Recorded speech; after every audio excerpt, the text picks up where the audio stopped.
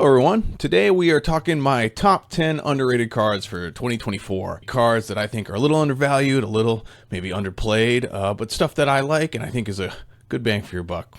Let's get into it.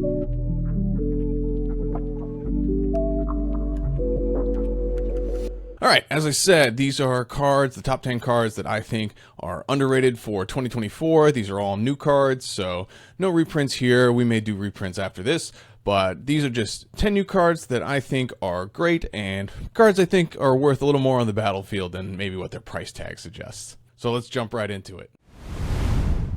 At number 10, I've got all the Surveil lands under $10. If you can get the Surveil lands from Murders for under 10 bucks, I think that is a great, nice little underrate. Any more than $10, I think you're probably paying exactly what they're worth. But under 10, I think solid. You only ever need one of these in your decks. You only need these also if you're playing fetches, whether it's the fetch lands or ways to fetch basic types, but not actually basic lands. They're solid. They give you a little upside when you don't need a shock land to come in and bring mana right away. It lets you just fetch a nice tap, get a little value, doubly so if you're playing like a reanimator or graveyard style deck. It's a great fetch target to have in your deck. You'd be surprised how often once you do have it, you find yourself grabbing it a lot just for that little extra value. Coming in at number 9, I have Copy Land. This is a 3-mana enchantment that basically copies any land on the battlefield. The floor for this, I think in mono blue and Dimir style decks, stuff that doesn't have a lot of good ramp, it's very rare that someone's going to spend enchantment removal to delete your whatever land you've copied. If it's like a basic island, that's, you know, not a great one for them. So usually you're only ever going to lose this if you get it caught up in an enchantment sweeper or someone's playing Aura Shards and just ruining your fun. Aside that, the ceiling can be really high. You can get a Gaia's Cradle, you can get Cabal Coffers, you know, Bounce Land, Glacial Chasm, whatever is the best thing on the battlefield, you can just copy that. For 25 cents, I think this card is a steal. If you are running decks that you want some atypical ramp in, I would look at Copy Land.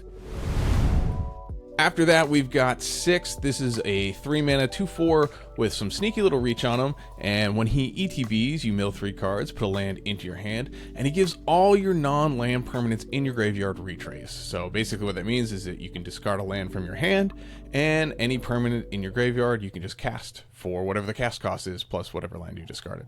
So if you are in a lands deck or just don't mind having a little extra mill or graveyard stuff, under $5, I think this is a great card to pick up. Next card up at number 7, we have Ripples of Undeath.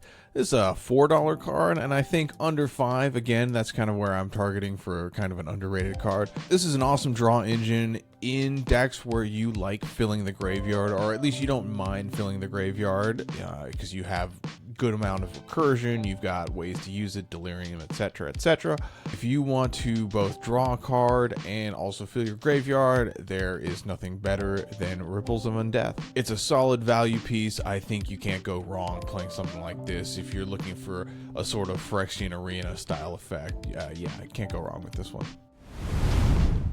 Coming up at number 6, we've got Dreamtide Whale, and this is more of a niche card, but at $1.30, I figured I should mention it since Atraxa is one of the most played commanders, and in general, if you are doing proliferation, you want to be running Dreamtide Whale. This I would consider a staple include, just like Thrumming Bird and that kind of thing. Maybe it's not underrated in terms of the larger scheme of the game, but if you are in proliferation, if you're in sort of counter matters decks, even 1/1 stuff, you know, it doesn't have to be specifically only proliferation. Don't let the vanishing on this card fool you. It's very, very good, and it's not very hard to keep it around for many turns. It's also randomly a 7/5, which is freaking huge. Coming up at number 5 is a favorite card of mine. Possibly we're getting a little to the very rated portion of this because it's seeing a little more play in standard, but it's Mockingbird. I think this is the coolest copy effect we've seen in a long time. Lets you copy anyone's board, not just your own. You're not trying to cast this to clone big, huge bombs from your opponent, although you can absolutely do it if you got the mana. No, this is here to be a solid ETB utility creature, whether, you know, it's, hey, I'm going to ramp a land, or I'm going to draw a card, or I have Esper Sentinel and I want one. So whatever utility creature you copy, this one that you will have flies. So if you want to put swords on it or do combat damage shenanigans, then yeah, I would definitely recommend Mockingbird. I think it's a great pickup. Again, under $5, so I think that's great. Anything over 5, if this card ever gets there, then you know it's still really good. But I wouldn't say it's underrated. I would just say, hey, if this is an effect you want, I would snag it. But we've got a cheap one here at number 4, coming in at $2.30. We have Rootcast Apprenticeship. This is a 4-mana sorcery that came out in the Bloomborough Commander, and it's got a bunch of modes. You get to choose 3 of them. Put 2 1/1 counters on a target creature, which again, you can do more than once. So if you want to just put 6 counters on something, you totally can. You can create a token that is a copy of target token that you control. Target player makes a 1/1 green squirrel token, and target opponent sacrifices a non-token artifact. So notably can kill the One Ring, which is pretty neat. But more importantly, I think the big thing on this is create a token that is a copy of target token. Now, if you know copy effects, typically the going rate for a copy effect is 4 mana. Now, while this one has a bunch of different restrictions on it, you can only copy tokens that you control, and notably it's tokens, not just any creature or anything. It does just copy any token, so it doesn't have to be a creature. You can use it on clues and treasures if you'd like, but I think if you are in a token deck and you're making big tokens or impactful creature ETBs, like you're the Golem deck, playing anything that makes huge tokens, being able to make 3 more of them for 4 mana is pretty insane. Plus you have all this other upside of modes you can choose. You can make 1 token, you can destroy 2 artifacts, whatever you would like. This is a great card. I think for $2 this is underrated, a solid include for sure. If you are playing a token deck. If you're playing a non-token deck, I'd probably stay away from this. The other modes don't really have enough value in it to see play, but yeah, if you're doing token stuff, Offspring, that kind of thing, then yeah, this card's huge. At number 3, we have, again, another set of cards. We have the Enduring Cycle from Dustborn. These are a bunch of enchantment creatures that have an effect, and if they die, instead of going to the graveyard, they're actually going to return to the battlefield as an enchantment. Each one of these is costed basically on rate for what their effect is. The blue one, which lets you draw a card for combat damage, which is the same rate as Reconnaissance Mission and Coastal Piracy, all those types of 4-mana enchantments, which let you draw a card. Enduring Courage, the red one, gives your creatures +2/+0 in haste when they ETB. When these die, as long as they're not exiled, they come back to the battlefield. So for exactly the same mana value, you're getting a much, much more resilient game piece. These are great. They range anywhere from like $1 to $5.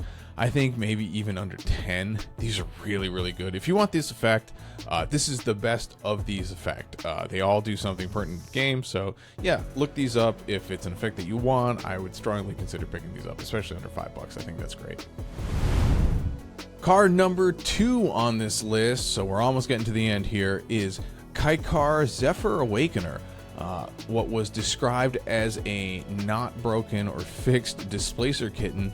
Well, newsflash, the card is still very, very good, because even a fixed displacer kitten is just a solid value engine. While you may not be able to combo off with this one, in terms of actually being able to generate just a ton of value from every time you cast a non-creature spell, you can blink a creature or make a 1/1.